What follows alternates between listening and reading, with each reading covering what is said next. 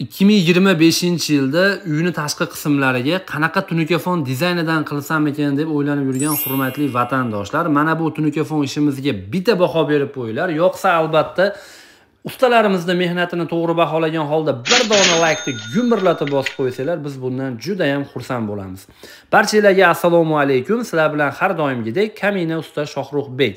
Bugun 8-mart 2025-yil biz navbatdagi xonadonimizni tunuka-fon ishini Samarqand viloyati, Samarqand shahri, Darxon ko'chasida mana shunaqa neobeshniy ko'rinishda, ya'ni o'zgacha fasonda tunuka-fon qilib bitkazib berdik.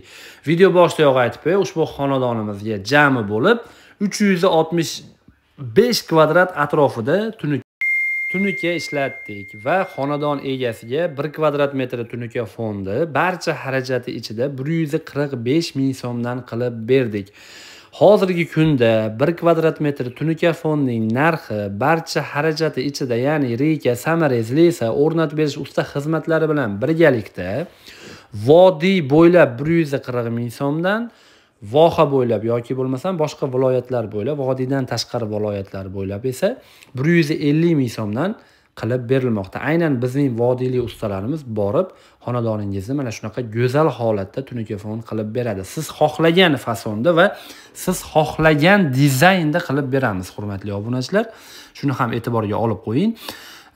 Lekin do'stlar, bitta narsani ham e'tiborga olib qo'ysangiz, bundan juda ham xursand bo'lar edim. Juda ko'p vatandoshlarimizga bu haqida tushuntiraman.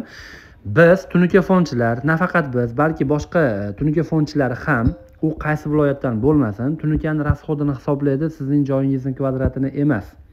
Misol uchun, sizning joyingiz kvadrati 20 kvadrat bo'ladigan bo'lsa, siz tanlagan fasonga qarab, aynan o'sha 20 kvadrat joyingiz 30 kvadratga yoki 40 kvadratga aylanib ketishligi mumkin bo'ladi. Siz taxminan joyingizning kvadrati 100 kvadrat metr bo'ladigan bo'lsa, demak meni xonadonimga eng sodda fasonda 150 kvadrat tunuka ketar ekanda deb hisobingizni olib qo'ysangiz bo'laveradi. Shuni hisobga olib qo'ying. Biz joyli kvadratini emas, tunukani ketgan rasxodini hisoblaymiz. Hozirgi aytayotgan narximiz ham aynan o'sha tunukani rasxodini hisoblagandagi narx. Videoni oxirigacha ko'rganingiz uchun kattakon rahmat. Sog' bo'ling, salomat bo'ling.